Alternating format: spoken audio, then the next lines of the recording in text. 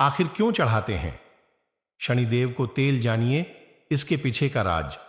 शनिदेव क्यों नहीं पहुंचाते? हनुमान भक्त को कोई भी नुकसान क्यों रहते हैं? हनुमान भक्त से दूर चलो, जानते हैं क्या है इसके पीछे की कहानी। प्राचीन मान्यता है कि शनिदेव की कृपा प्राप्त करने के लिए हर शनिवार को शनिदेव को तेल चढ़ाना चाहिए। जो व्यक्ति ऐसा करते हैं उन्हें साढ़े साती और ढैया में भी शनि की कृपा प्राप्त होती है। लेकिन शनिदेव को तेल क्यों चढ़ाते, इसको लेकर हमारे ग्रंथों में अनेक कथाएं हैं। इनमें से सर्वाधिक प्रचलित कथा का संबंध रामायण काल और हनुमान जी से है। कथा इस प्रकार है। शास्त्रों के अनुसार रामायण काल में एक समय शनि को अपने बल और पराक्रम पर घमंड हो गया था। उस काल में हनुमान जी के बल और पराक्रम की कीर्ति चारों दिशाओं में फैली हुई थी। जब शनि को हनुमान जी के संबंध में जानकारी प्राप्त हुई तो शनि बजरंग बली से युद्ध करने के लिए निकल पड़े। एक शांत स्थान पर हनुमान जी अपने स्वामी श्री राम की भक्ति में लीन बैठे थे। तभी वहां शनिदेव आ गए और उन्होंने बजरंग बली को युद्ध के ललकारा। युद्ध की ललकार सुनकर हनुमान जी शनिदेव को समझाने का प्रयास किया, लेकिन शनि नहीं माने और युद्ध के लिए आमंत्रित करने लगे। अंत में हनुमान जी भी युद्ध के लिए तैयार हो गए। दोनों के बीच घमासान युद्ध हुआ। हनुमान जी ने शनि को बुरी तरह परास्त कर दिया। युद्ध में हनुमान जी द्वारा किए गए प्रहारों से शनिदेव के पूरे शरीर में भयंकर पीड़ा हो रही थी।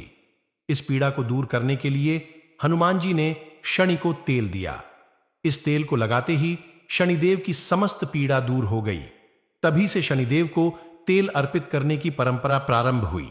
शनिदेव पर जो भी व्यक्ति तेल अर्पित करता है उसके जीवन की समस्त परेशानियां दूर हो जाती हैं और धन अभाव खत्म हो जाता है।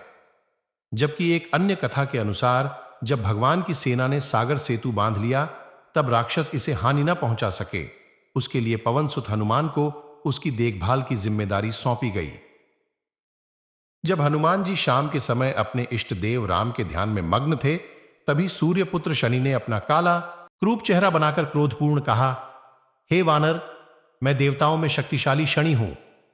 सुना है तुम बहुत बलशाली हो। आंखें खोलो और मेरे साथ युद्ध करो। मैं तुमसे युद्ध करना चाहता हूं। इस पर हनुमान ने विनम्रतापूर्वक कहा, इस समय मैं अपने प्रभु को याद कर रहा हूं। आप मेरी पूजा में विघ्न मत डालिए। आप मेरे आदरणीय हैं। कृपा करके आप यहां से चले जाइए। जब शनिदेव लड़ने पर उतर आए तो हनुमान जी ने अपनी पूंछ में लपेटना शुरू कर दिया। फिर उन्हें कसना प्रारंभ कर दिया। जोर लगाने पर भी शनि उस बंधन से मुक्त न होकर पीड़ा से व्याकुल होने लगे। हनुमान ने फिर सेतु की परिक्रमा कर शनि के घमंड को तोड़ने के लिए पत्थरों पर पूंछ को झटका दे देकर पटकना शुरू कर दिया। इससे शनि का शरीर लहूलुहान हो गया, जिससे उनकी पीड़ा बढ़ती गई। तब शनिदेव ने हनुमान जी से प्रार्थना की कि मुझे बंधन मुक्त कर दीजिए। मैं अपने अपराध की सजा पा चुका हूं, फिर मुझसे ऐसी गलती नहीं होगी। तब हनुमान जी ने जो तेल दिया उसे घाव पर लगाते ही शनिदेव की पीड़ा मिट गई।